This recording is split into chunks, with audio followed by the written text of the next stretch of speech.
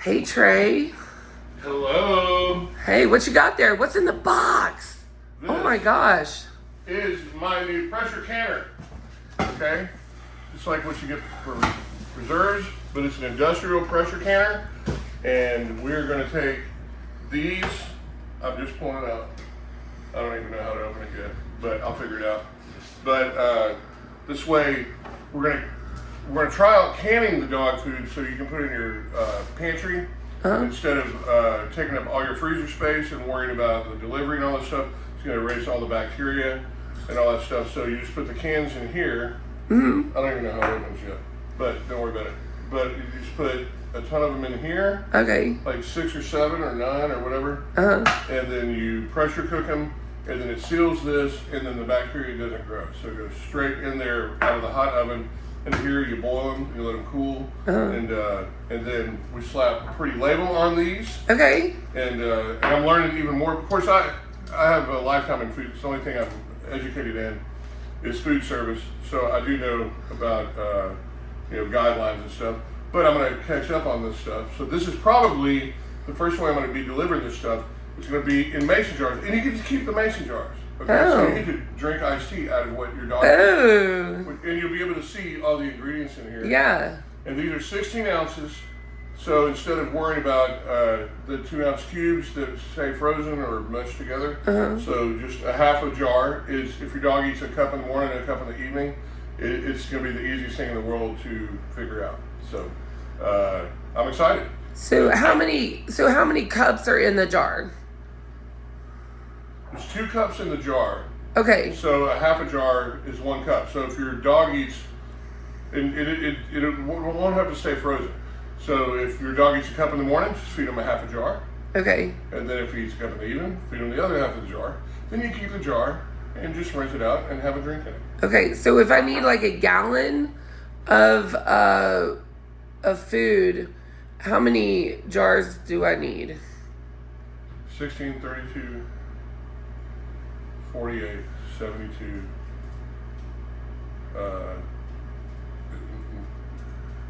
Well, it's 128 ounces. This is 16 ounces, so just do the math.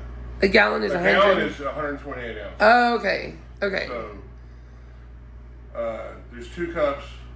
It's 2 cups to a pint. This is a pint. And then there's 2 pints to a quart. There's 4 quarts to a gallon. Yeah. So just do it that way. Oh, okay. Okay, that's easy.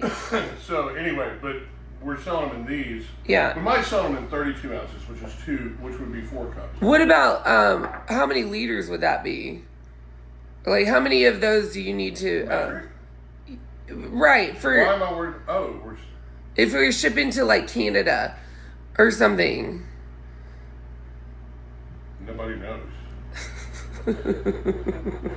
Liters in a gallon or a quart? In a quart, yeah. How many liters in a quart? Yeah. 0.7697623333333333 infinity. You can't know because it'll disrupt the system. Okay. The entire thing. It will be infinitely wrong. Okay. Forever. But we're selling them 2 cups are going to be one of these. There might be one that's twice as big as these, which would be 4 cups. If you have 2 dogs that eat a cup a day, or a cup in the morning, a cup in the evening, then the 32-ounce jar. But we're just going to try this. It's my first time ever pressure canning anything other than preserves. And so this just came in the mail. And I don't know why you're asking me all this math stuff. Well, I just know that like sometimes you measure things in different, not just American measurements, but in the metric measurements in Like liters. Like liters, like a 2 liter of Coke or something like that. Like, just how many gallons is that? Because if I'm feeding my dog like a gallon of food, what would that be? Nobody can figure that out. I know that they have 12-ounce Cokes, which is weird. They have 12-ounce Cokes, but liters, which is how wine comes, and booze. So you think, I don't ever want to know how many gallons of wine I'm drinking. I just want to know how many liters. Okay. And I don't want them 1 liter at a time. I want them 0.75 liters at a time. So, but these are going to be see-through. You'll be able to see all the ingredients in there, and they'll be pantry ready. And they're going to have all the ingredients that you would eat. You'll be able to open it up. It's going to smell like some kind of beef stew or gumbo. We'll have several different recipes once we get going. But it's the best stuff on the market. And I'm not claiming to know. I know these are 2 cups. So if you have a cup and you're used to feeding the dog a cup. Gotcha. There's some of the conversions. There's no way to figure out, even with a calculator, because it'll break your calculator with an infinity of 3s. I've tried it, and these are 16 ounces, which is 2 cups. Okay. And so are you still going to do the frozen cubes and the little treats and stuff? The half cups? Yeah. Are you setting me up for a math problem? No.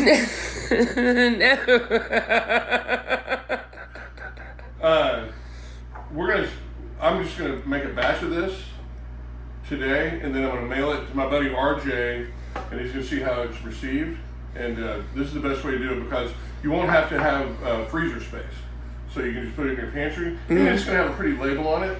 I might put my grandma on it, something like that. Oh. And you can just swish it around with some water after you dump the dog food out, and pour your beer in there and drink it, and you get some vitamins and minerals, maybe a little leftover fish oil in it.